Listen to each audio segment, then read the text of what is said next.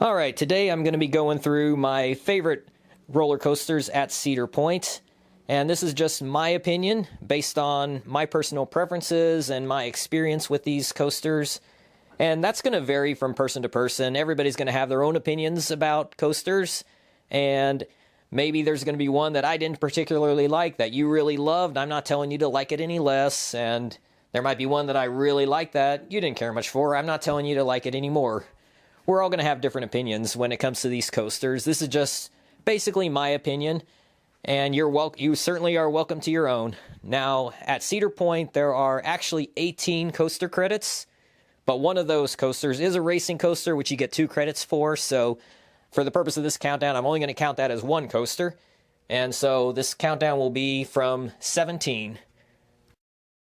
So coming in at number 17 on my list is going to be Wilderness Run, and the only reason why I put this at the bottom is because I'm not allowed to ride it.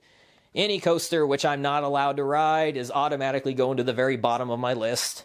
Even if happens to be a worse coaster at the park, it's still going to be at the bottom of my list just because I'm not allowed to ride it. With this one, you have to have a little kid with you in order to be allowed to ride it, so I was not allowed to ride it. So that's at the bottom of my list. But it looks like a pretty decent coaster for a kiddie coaster, but I wouldn't know. Now, number 16 on my list is going to be the Cedar Creek Mine Ride, and to me, this one was just a bit jerky, and it just really didn't do anything for me. I don't really mind sometimes if these rides are jerky or whatever, but when they don't seem to really do anything, it just seems worthless. I guess some people think this ride is all right, and it's something that the whole family can go on, but I just didn't really care for it. It was a one and done for me. And number 15 on my list is going to be Woodstock Express, and I think this ride was actually pretty good for what is essentially a kid's coaster. It may not seem like it does much, but it has some good turns on it. It's a nice smooth ride. So, yeah, I don't think it was a bad ride at all. I think it's a good starter coaster for kids and for those who might be scared of coasters. It gives a little bit of height, not much, but it's a decent little ride. Now, number 14 on my list is going to be unpopular to some people, and that's going to be Raptor. It's the B&M inverted coaster. This tends to get a very long line, and it may be just because it's the closest coaster entry to the main entrance, but for me, I got some pretty bad headbanging on this, especially the entry into the brake run was just awful headbanging. It just slams your head against the bricks. These have those B&M over-the-shoulder restraints with the bricks sitting right next to your head, and there's a few points in the ride where I get a little bit of headbanging, and then that ending of the ride just gets terrible headbanging. I tried this ride twice. Once in the middle and then once in the front row. The front row was a little better, but it still just wasn't really that good of a ride for me. But some people really love this one, but for me, the headbanging just destroyed it. Otherwise, it would be a pretty good ride. And number 13 on my list is going to be Rougarou. This is the B&M floorless coaster, and just like Raptor, this has those B&M over-the-shoulder restraints with the bricks right next to your head. And you do get some headbanging on this. I didn't get as much headbanging as I did on Raptor, but there's still some. It has some decent elements. I do love that dive loop. I love the slanted loop, but yeah, the headbanging kind of ruined it for me. Otherwise, this would be a great ride if not for the headbanging. I rode this 4 years ago when it was Mantis, and you wouldn't think a stand-up coaster would be good, but actually, as a stand-up coaster, it was pretty good. As Rougarou, not so much. Now, number 12 on my list is going to be Blue Streak, the wooden coaster, and this ride is definitely very old. It opened sometime in the 60s, and yet it's still running good. It is not very shaky. It's not perfectly smooth, as you wouldn't expect a wooden coaster to be smooth, but for a wooden coaster, it actually is pretty decently smooth. It has some airtime hills on it, which don't give you a whole lot of airtime, but it's still a decent little ride. It's a good ride for someone who might be a little scared of coasters, as I said. Another good starter coaster for the kids or for people who are scared to kind of work their way up from. So even though it's more than 50 years old, it still gives a pretty good ride. And number 11 on my list is probably going to be a surprise to some. It's going to be Corkscrew, the Aero Looper. Now, a lot of people don't really like this ride. A lot of people don't like aero loopers at all. For me, I actually kind of like them. They are not the smoothest rides, but if you ride it the right way, it's not bad at all. All I do, I hold onto the restraints and I lean my head forward. And when I do that, I do not get any head banging. I don't get any punches to the jaw whatsoever on any of the aero loopers. Every aero looper I rode on this last trip, they gave a great ride just because I rode it like that. So I don't know if that would work for everybody. It probably wouldn't work for the smaller kids, but it definitely worked for me. And I love how the corkscrews go out over the midway.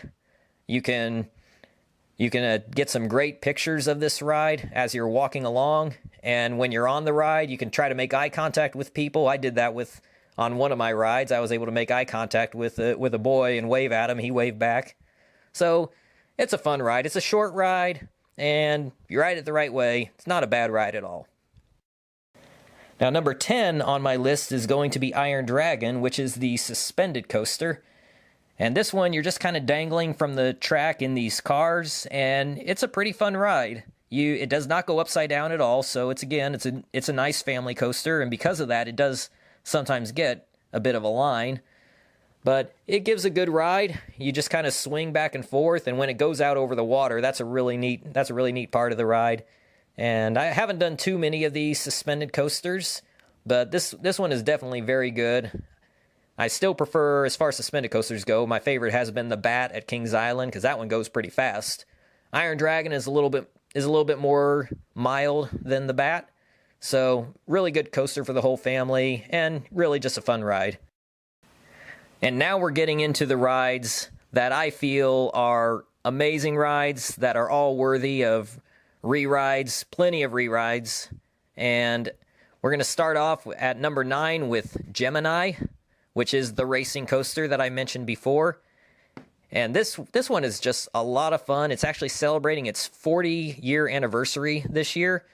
So despite being an older coaster, it still rides really good. It's actually a hybrid. You know, all the talk about Steel Vengeance being a hybrid coaster. Well, 40 years ago, Gemini was a hybrid coaster here at this park, and it's still running good today. It gives a nice smooth ride, and this is a pretty good coaster for someone who's working their way up. Like I was talking about, like with Blue Streak and Iron Dragon, then maybe the next step would be Gemini. This one will actually give you some height, goes over 100 foot tall, it gives you some speed, goes 60 miles an hour, and the racing aspect is always fun. And yeah, you got to ride both sides, and maybe get a friend in the other train with you so you can race each other. It's just a really fun ride and worthy of plenty of re-rides. And among my top 8 coasters, 6 of them are going to be over 200 foot tall, and 5 of them have at least a 90-degree drop to them. That's a pretty interesting thing. That's why they call this the roller coaster capital of the world. And my number 8 coaster is going to be Wicked Twister. This is an Intamin Impulse launch coaster. You launch out of the station going forward, up a twisting spike, and then you go backwards through the station, backwards up another twisting spike, and you just kind of go back and forth a few times like that. So if you want to go as high as you possibly can go, you want either the front seat or the back seat. The back seat, I think, is the best because you go up that twisting spike backwards the second time, and you don't know how high up you're going to go. You don't know when it's going to stop, and then you get to stare straight down that vertical drop. So front seat or back seat is the best on this ride, and this ride doesn't get much of a line, and I love how it's set right along the beach. And number 7 on my list kind of surprised me, and that is Magnum XL 200. This was the first ever hypercoaster ever made, and I rode this 4 years ago. I did one ride on it, and it was a rough ride. I didn't like it at all, and so I didn't expect to like it this time, and I ended up loving it. I thought it was great. The airtime on this is pretty incredible. That's the one thing that really surprised me about it is you get a lot of really good ejector airtime, especially towards the end of the ride and as you're going through those tunnels. Yeah, this is just a fantastic ride. It doesn't always give great rides. It has some rough days, unfortunately. I think I was there on a rough day in 2014. This year, I was there on a couple good days and got some good rides on it. So, unfortunately, the lap bar is not the best. I wish that they could just put in some better restraints that are more comfortable, because when you hit those ejector airtime hills and your lap comes up into the lap bar, it might not be the most comfortable feeling. But if they put better lap bars on this thing, this would be an amazing ride. It would be even better than it already is. And this is another one of those that's over 200 foot tall, just like Wicked Twister is over 200 foot tall. And for me personally, my number 6 favorite ride at Cedar Point is going to be Val Raven. And this is the B&M dive coaster. A lot of coaster enthusiasts don't think much of dive coasters. And I can kind of understand where they're coming from. They are a little overhyped in the general public. But despite that, they still are a great ride. And Val Raven has been my favorite of the 3 dive coasters. I've ridden all 3 B&M dive coasters in the United States. And Val Raven is my favorite. That Immelman, after the initial drop, a few times, I kind of grayed out on that Immelman. So this is an intense ride, and it has some airtime on it. And I love those B&M vest restraints, because with the vest restraints, unlike the over-the-shoulder restraints, you are not going to get any headbanging. With the vest restraints, it is impossible to get headbanging with those. And so I love that about Val Raven. I don't have to worry at all about getting any kind of headbanging whatsoever. And I still get airtime. I still feel the forces. This is an incredible ride. I love that 90-degree drop of over 200 feet. And then you get a second inversion after the mid-course, which is a dive loop. I like the variety there, that it isn't a second Immelman. And then you get a 270-degree roll, which gives you some really good hang time.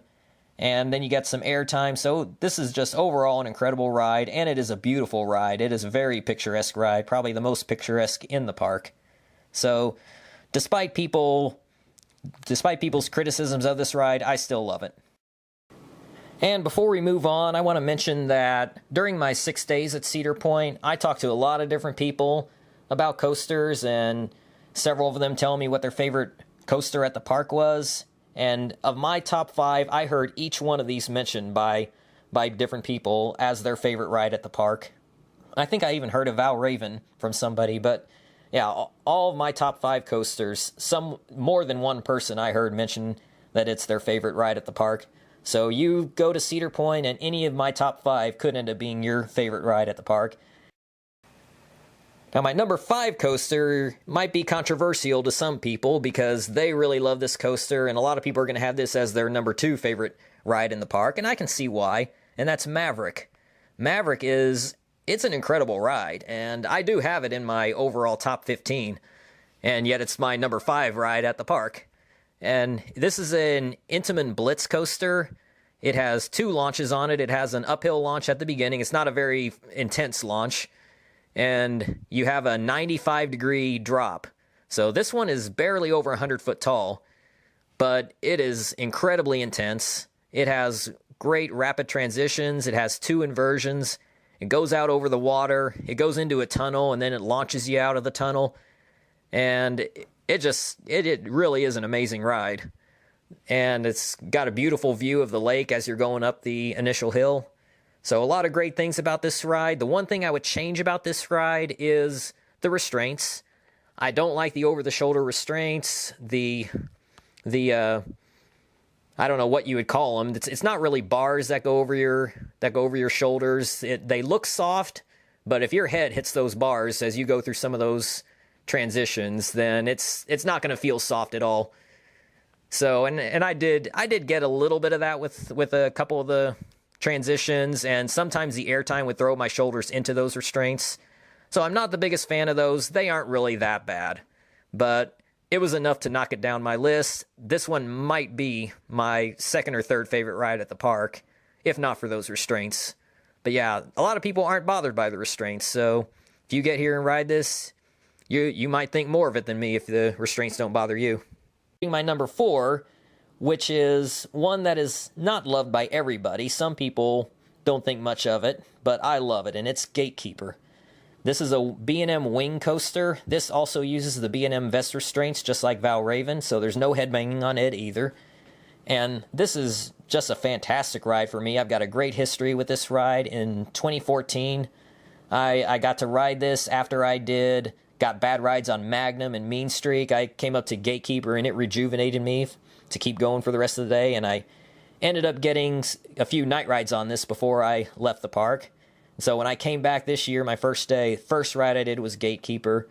And I thought I might find it underwhelming after getting a lot more coaster experience in the last 4 years, but no, I didn't. I love it even more than I did back then. I think this is an incredible ride. I love the beachside setting. And I actually, on that initial Immelman, I actually gray out a little bit almost every time on that. And I don't gray out much at all. So for people who say that wing coasters are forceless, well, I disagree. This is a very forceful ride for me because I do gray out on it. There are 6 inversions on this ride, and that always leaves me feeling very disoriented. The keyholes at the front of the park are amazing. I love that dive loop turnaround. So this ride is one of my overall favorite coasters. There are some times that I got off this ride that I actually felt like this might be my favorite ride at the park. It just depends on how I feel in the day, but it's certainly one of my overall favorite coasters. In fact, I think I got it ranked as my number 6 overall favorite roller coaster, but number 4 favorite at Cedar Point. And my number 3 favorite roller coaster at Cedar Point is Top Thrill Dragster. And if you want to know what I think of this coaster, take a look at my video of my initial reaction after my first ride that I got on this. It blew my mind. I didn't get to ride this in 2014 because it was closed the whole time. This year, this was priority number 1 for me. I had to get it. And so I got in line, front row, first ride, and it was amazing. That launch is so intense and so exhilarating.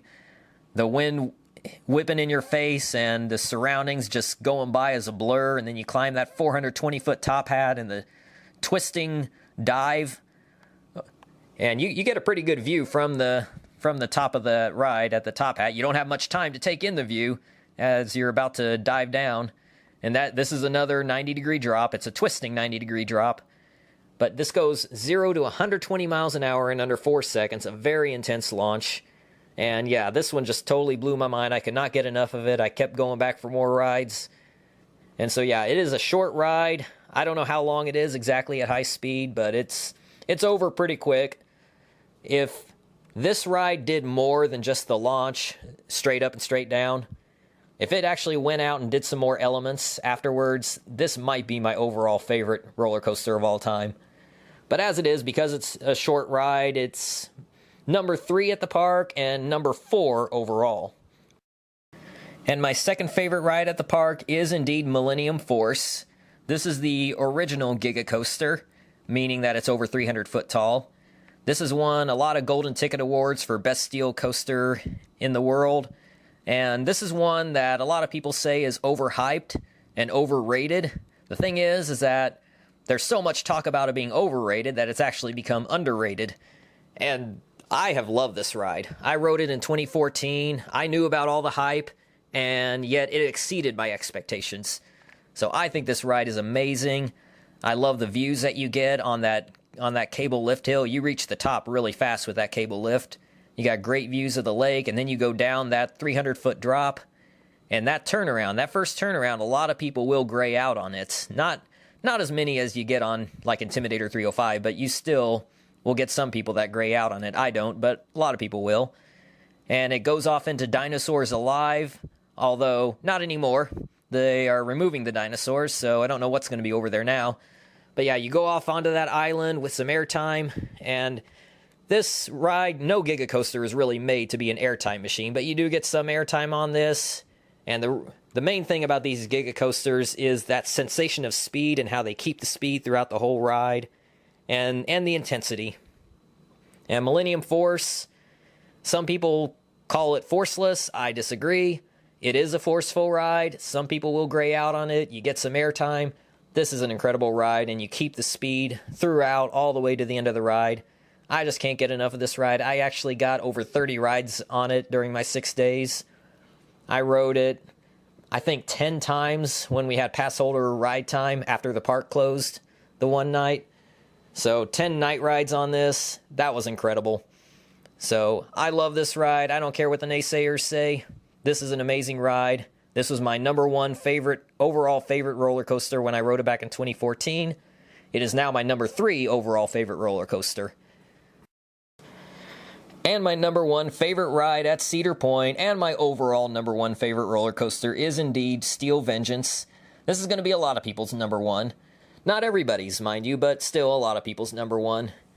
And I think this ride is amazing. It's an RMC hybrid, a remake of the old Mean Streak. They stripped off the wood track and put on steel track. They took it up like 40 feet to make it over 200 foot tall. And it has a 90-degree drop. And then you go over these massive airtime hills. You go through a couple of inversions, and it is just non-stop airtime throughout this thing. I think I counted 28 airtime moments on this. And when you go diving down into the structure, that is just incredible. You're surrounded by the structure, and you don't know which way is up and which way is down. This is a very intense ride. This may be the most intense ride I've ever ridden. It has an incredible airtime. You're just constantly getting thrown out of your seat. And so it is a very exhilarating, very exciting ride, and it is a long ride. And I was able to get a ride during the fireworks show, a front row ride during the fireworks show. So I got to thank the young man, whoever you are out there, who got in the front row line by yourself. And when I saw you, I ended up going up and joining you. I wouldn't have gone for the front row by myself, but you did, and so I joined you. And as a result, we got a fireworks ride on Steel Vengeance. And that was the moment. That was the time that made Steel Vengeance the one. In that moment, that became my number one coaster at the park and my number one coaster overall. So you got to get out to Cedar Point, if for nothing else, just to ride Steel Vengeance. This ride and this ride alone is worth the trip. But there are so many amazing rides at this park. Even if Steel Vengeance winds up being too intense for you, even if the airtime is too much for you, there's lots of other rides at this park that are so amazing that I'm sure you're going to find something. You're going to find several that you really, really love. So this is easily my favorite park that I've ever been to, and I can't wait to go back someday. So that's my list of my favorite roller coasters at Cedar Point. And be sure to leave a comment. Let me know what your favorite rides in the park are. Let me know how wrong I am about my opinions. Obviously, there's no right or wrong opinions about what our favorite rides at the park are. It's just personal preference. So feel free to leave your list. I always enjoy reading what other people's opinions are. So thank you for watching.